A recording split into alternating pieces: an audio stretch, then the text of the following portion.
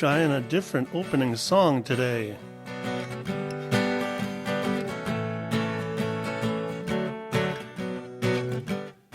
And I may throw in some more music as we go. What do you say about that, huh?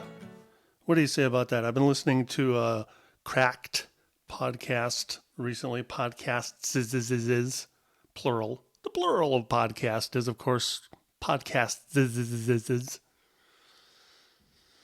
So I've been listening to a number of podcasts. Recently, I started listening to some from Cracked. If you're not familiar with Cracked, or even if you are, they do a variety of lists.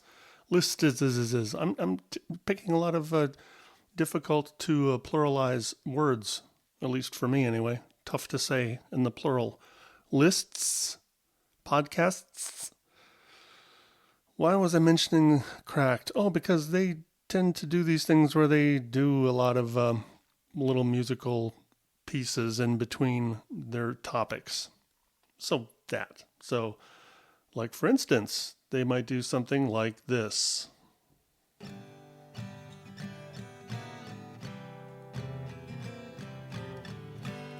I have no idea what to do now. Maybe nothing like that. That was just that just totally changed the pacing, and I don't know. Maybe I'll get used to this. Maybe I won't. Just trying to throw a little extra production value at you. But why start now, huh? I am using my good microphone setup. My good Sennheiser microphone with the wind screen in front of it and the Boss Jock application on my iPhone. My iPhone 6 Plus to be exact. The year is 2016. It's May 3rd, the day before May the 4th, which is Nerd Day, a nerd day. May the 4th be with you. That's a lispy Star Wars reference. May the 4th be with you. I was sick. I mean, physically. I'm always mentally sick to some degree, I suppose. But I was sick, and I was one of the things that disappointed me about being sick, aside from the fact that I, was a lot more in touch with my mortality for a while there, is, because I was sick off and on for over a week. One of the things that disappointed me is I had not exactly gotten into a regular rhythm with this podcast, but I had been pretty regular.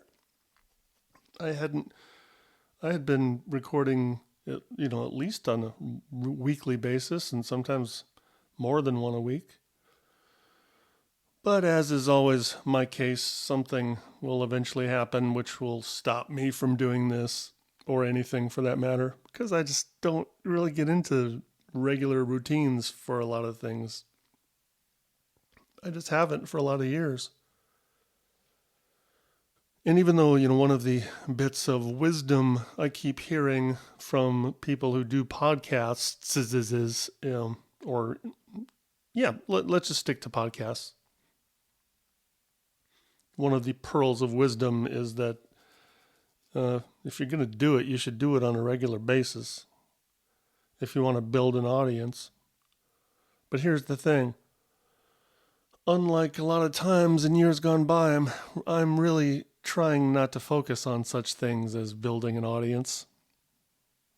I've been way too focused on things like building an audience or making millions of dollars as opposed to just expressing myself. And it's not that I'm not artistic or creative at all. I do like to express myself. And so that's always a part of the formula, but I came to the realization, I don't know exactly when, sometime in the last couple of years or so, that I don't want to be a whore. It's not that I won't accept money for doing creative things. I mean, I still go out on auditions and I still get some acting jobs here and there. Not much. A couple times a year, I work. But I'm just not into the whole idea of pursuing this at the moment. And as I've said many times before, and I'm trying to quit using that kind of segue, as I've said before, because usually pretty much anything we say, we have said before in one form or another. But as I have said before, I don't know, who knows? One day I might wake up and just be obsessed again and, pursue something. But I don't know. If I don't, that's fine. I was telling an actor friend the other day, Saturday to be exact. I got together with some people and we did a reading. Wasn't in front of an audience. It was just for the sake of reading a play, Cyrano de Bergerac. Cyrano de Bergerac, and so several of us we took turns reading various parts in that play, and it was fun. It was nice to get together with humans, other humans, creative, and people who are interested in acting or producing or doing whatever kind of stuff they do. And I was telling my friend who also is an actor, that I just really am not motivated, and I'm not feeling bad about that. Any of those voices in my head that say I should be trying harder, I should be pushing myself. I don't know why it's kind of all of a sudden going somewhat southern. I should be pushing myself. I don't know what that is. But that voice is from the past. It's buried deep inside probably my dad, teachers, coaches, various authority figures, the culture in general, telling us to work hard. You got to work hard. And you know what I do? I do work hard. I got a job. I am responsible. I do go to my job. And I do what I need to do, and sometimes more than I need to do, because I like doing a good job when I'm getting paid to do a job. But when I'm talking about the the unmotivated part is I just don't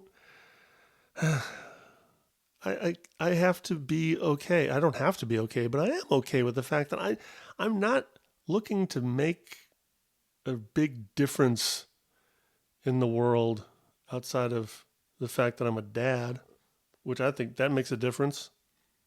That ripple effect. I think being a good dad is the best thing I can do.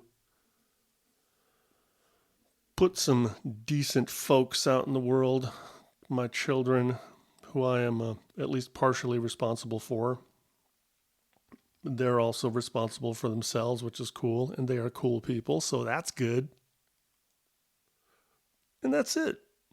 And then I do a job, and I do a good job, if I do say so myself. Hasn't always been the case. My day job, I do a good job. And what more is there, right? Well, there's this. I'm here, and I almost wasn't here because, even though I have gotten over my illness, whatever that sickness was, I don't really know. Cold, flu, I don't know. I felt hot, but didn't have a temperature. I wasn't, I don't know. I just was sick. I just spent a lot of time sleeping. I had a hard time getting out of bed for a while. For a few days on my own time, because I had an off Friday and then a weekend that I spent most of my time in bed. Good news is I lost 10 pounds. Yes, go on the illness diet. That's a good one, isn't it? Yes, it's a good diet. But of course, I'll gain all that weight back in no time. It's fine. I'm not really interested in losing weight. I have reached an equilibrium as far as my weight goes. It's actually kind of, if not frightening, I don't know, the word frightening comes to mind, but it's actually kind of weird how stable my weight is, because I don't watch what I eat. I rarely exercise. I go through spurts, kind of like with this, with the podcast and other creative things. I go in spurts. I'll exercise now and then. I haven't been watching my diet much at all. Uh, we've changed from milk to soy milk in the last year. That's about it. Uh, but I don't know. I don't care. I lost 10 pounds, whatever. I'll gain it back. But the thing I was starting to say, and I'll continue saying, and that's kind of weird, is I do at least enter in a spreadsheet now and then what my weight is, and it's actually been kind of within a couple of pounds of I'm give or take like 230. Let's just say I'm 228, 230, 232, whatever. But considering how big I am, 2 or 3 or 4 pounds of variation over the course of a few years is nothing. That's a small percentage of my weight. It's actually just kind of strange that my weight is that constant because the way that I eat and don't watch my weight and don't exercise, I could easily be like 480 pounds, but I'm not. Maybe just maybe I don't give myself enough credit as far as the exercise goes. Even though I don't like have a exercise regimen, I do make it a point to like move. I do move my body. I do like go to the store. There's that. And when I'm in a building that has if the choice is elevator or stairs, I take the stairs. I tend to walk with a little briskness when I walk around, even around the apartment. So I don't know. Health. You don't appreciate things until you lose them, right? I can't say I've like totally lost my health, even though I still have been feeling not like exactly 100%. I went back to work, and when was that? Over a week ago, and now I've lost track of time. But the point is, it's been maybe a week or so since I've been quote unquote well, but I still just feel a little foggy, just a little, just slight. It feels like I'm 99.9% healthy. So I don't know. I try to fight these morbid thoughts that I've been having about my mortality. But then I think, well, why fight it? Why not bathe in it? Think about it. I mean, it's one fact that we all know is we're all going to die, right? And you can either take that as a depressing thought or an inspirational one, whether you're inspired by it or depressed by it. Fact is, it's going to happen. And it wasn't just my health that made me think more about my mortality in the last couple of weeks, but also a couple more deaths in the news.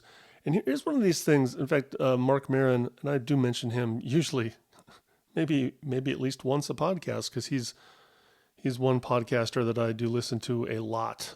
I listen to he puts out 2 a week, and I keep up with them. And I also go through his backlog because he's up around several hundred podcast episodes now. I also subscribe to his podcast so I can go and get go back a handful of years. He's been doing it since 2009, I guess, 6 or 7 years. What was he talking about? Oh yeah, because Prince died. And also Gary Shandling died. And that wasn't within the last week or so, but recently enough. So Gary Shandling, Prince, and then recently I had also been listening to Patton Oswalt on a podcast, and like within a couple of days after I was listening to him, he's fine, but his wife died in her sleep just unexpectedly. And when I say unexpectedly, I guess I shouldn't have to explain it, but she didn't have some history of illness. She was just like a 40-something-year-old woman and just gone. And I guess even like with Gary Shandling, and then with Patton Oswalt's wife, those two hit me hit me almost as if I knew the people, um, because I just recently heard them talking. Gary Shandling I had heard on a podcast, and I'd seen him on Comedians in Cars Getting Coffee with Jerry Seinfeld, and they were old buddies. They were having a great time together, and then he's gone. But it just like it hit me more than maybe a lot of other celebrity deaths that are reported way too frequently, way too frequently these days. But it hit me harder, I think, because I just recently heard them talking. And there's an intimacy to that. Even though people die every day, and that's what Mark was talking about, Mark Maron. I feel like I really shouldn't just call him Mark because we don't know each other. Should I call him Maron? Yeah, I'll do that. I'll do the old male way of referring to other males, sports wise. You play football, basketball, whatever. You call each other by your last name. Hey, Palin. Yeah. So anyway, what Marin was talking about was, people die every day. People die probably every second. You could look it up. I don't feel like looking it up right now. I'm thinking about mortality enough, but point is, people die constantly. We know that. So I guess you could be depressed every second of the day if you wanted to, or you could be aware of that and not be depressed, whatever your reaction is. I guess the point is what he was just talking about. But when you know somebody, or when it's a celebrity and you feel like you know them because they're a part of you in some way, that it hits home more. And then especially when somebody who's close to your age or younger than you just unexpectedly dies, and that's really a punch in the gut. So yeah, when I was thinking about feeling bad about Patton, and then also his kids, he has at least one, well, can't remember if it's one or two kids, because again, we're not friends. I don't know him, but it's like they had like young kid or kids, 7 years old, as I recall, was oh my god, it's sad. So then I think about my kids, and that's really what scares me about death. The thing when I think about death, what makes me the fear I have isn't so much about what's going to happen to me, whether there's an afterlife or not, if I'll be burning in hell. I don't think about that. First of all, because I don't believe it, but if it does happen to be the case, oh well, what am I going to do about it, right? The fear that I have is something that I do know, is that my kids would still be around, and especially if it happened anytime soon. I mean, they're not totally up on their feet, be able to take care of themselves yet. So, in I'm forcing myself to talk through this because it's something that's I've been thinking about more often lately than I'd like to, and it's just that's the part that gets me. I think it's thinking about, because like I said, I have no idea, and nobody has any idea what happens to us after we die. So that's fear of the unknown. But the fear of the known is worse to me. My selfish side says I'd also like to stick around and just, see my kids grow up some more. I'd like to hang out with them more. I'd like to have more time with them. I'd like to, I'd like to be around for a while. And then the unselfish part, like I said, was I'd like to also have them be a little more, not a little more independent. My daughter's in college. My son's at home with me. And even though, like there's life insurance, so I've at least taken care of them in that respect. They'd have some money, so they wouldn't be totally destitute, but dot, dot, dot. I stopped because part of me wants to work through it. Part of me wants to think about it. And then part of me says, no, run away. Run away, run away. And I don't want to talk to them about it. Although part of me thinks that, that kind of would be the responsible thing to do is make sure they know that they got the life insurance. I think I did mention that to Autumn once, because I don't know what process the insurance company goes through to notify people who have money coming to them. But so I think I just kind of mentioned that at one point. But to get into all the I don't want them to dwell on it. I don't want them to, especially my son has anxiety about things, and I mean like we all do. So I don't want to sit down and have some kind of talk like I'm talking right now, and I don't worry about him hearing this because he doesn't listen to this, at least as far as I know. And if he is, well, then I guess he's just gonna have to deal with it.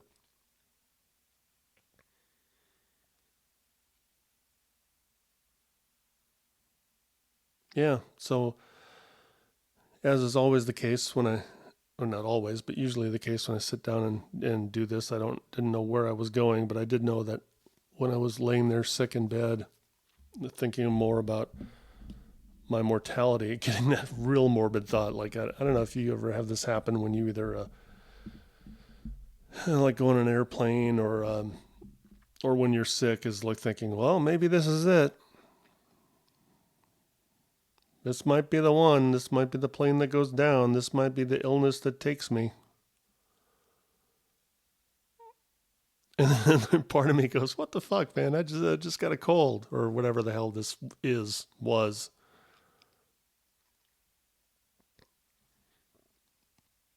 But, spending a lot of time in bed, I just was wondering, I was thinking, God, here I am laid up for a handful of days in bed and not able to get up out of bed, and just feeling bad about that. And then thinking, oh my God, what if this is it? I mean, at some point that happens to everybody. What if this is just my normal state now? What if I'm just, oh my God, when I hear about people who are either like laid up in the hospital for weeks or months with some kind of illness, or then eventually maybe when you get old enough and have some kind of chronic condition. I mean, that's happening right now to people. People get to that point. I mean, in a way, though, that's those they're the lucky ones, because if you, let's say you're 80, 90, 100 years old and you're just like kind of feeling weak and barely able to walk or not able to walk, and that's your life. So I was thinking about that, and I'm thinking about it again now. I'm depressing myself. Maybe I'm depressing you. Maybe you stopped listening a long time ago. But if you did stop listening a long time ago, that's, you wouldn't be hearing this. So what am I saying?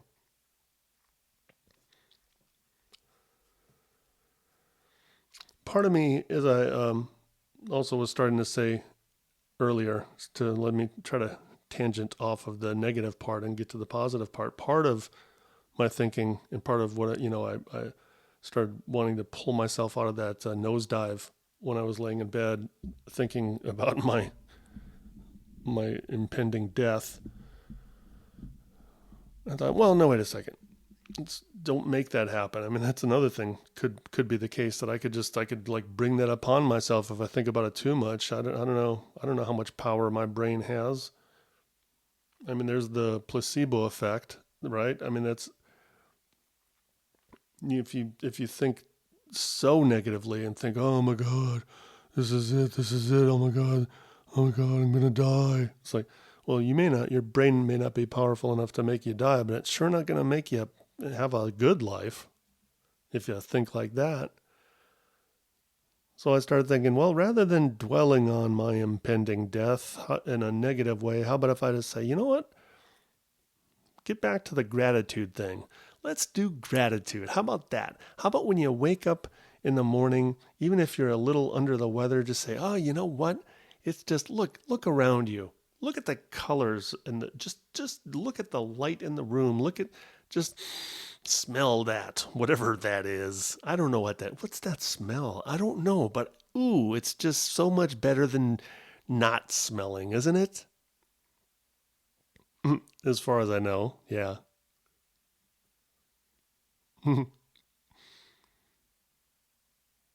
So here I am. And you know what? I'm having a hard time following myself. Started doing a little bit of therapy here, thinking about mortality way too much. And also part of it, I guess, is because I am 56. I mean, you know, I could call myself middle aged, but that's a big, broad middle. I guess if you think of the middle as being like a huge range of ages, I guess I could be middle aged, but more likely than not, I'm into the home stretch. I could be positive again. Let's flip that back to the positive and say, hey, if I live to be 112, I'm middle aged. I'm a pup. Who knows? Who knows? I don't know. Right now, what I do know is that I barely made it over to this chair. Barely found the motivation because, as I said earlier in this podcast, I'm not really a big fan of motivating myself or pushing myself to do stuff that I don't feel like doing anymore. It goes back to this. There's Derek Sivers who founded CD Baby. Google him. Derek Sivers, Sivers. He wrote this short blog not that long ago, a few years ago. Doesn't matter when. It's hell yeah or no. Hell yeah or no. And I'm not saying that's the way to live because, maybe you'd rather motivate yourself. Maybe you still like to listen to those voices from the past or however you look at it, your own internal motivation. Maybe you like to push yourself to do things that you really don't feel like doing. I'm not a big fan of that anymore. And I think about what Derek Sivers' blog post was very concise. Hell yeah or no. If you're really excited about doing something, do it. If not, say no. Life's too short. Don't have too much time, So why push yourself to do shit you don't want to do, right? Right? Let's see. Let me find a different one to push here. Let's do this one. This one's called Song Never Changes, and as with all of these, they're songs by me.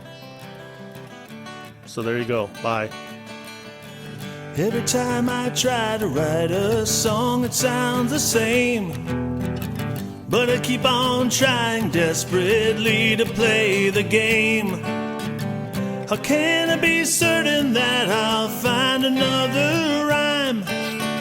It happens all the time, but it never changes, can't you see? Trying desperately, but the song never changes. The song never changes.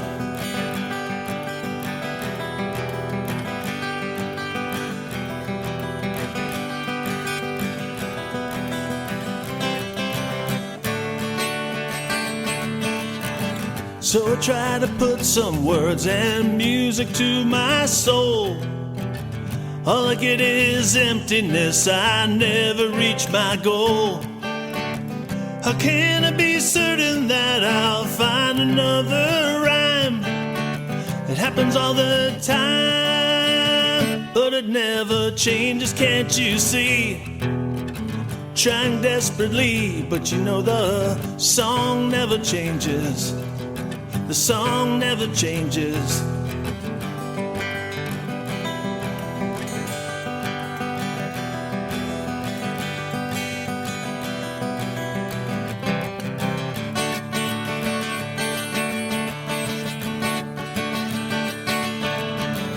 Are you even listening to all the words I say?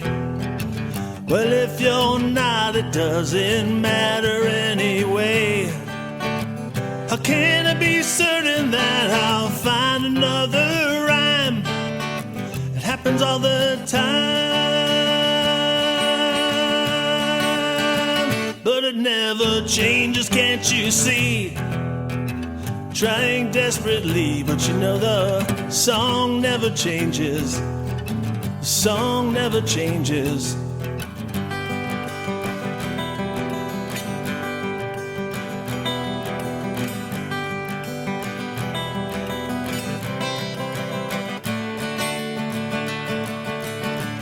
And if I play the music differently, you'll see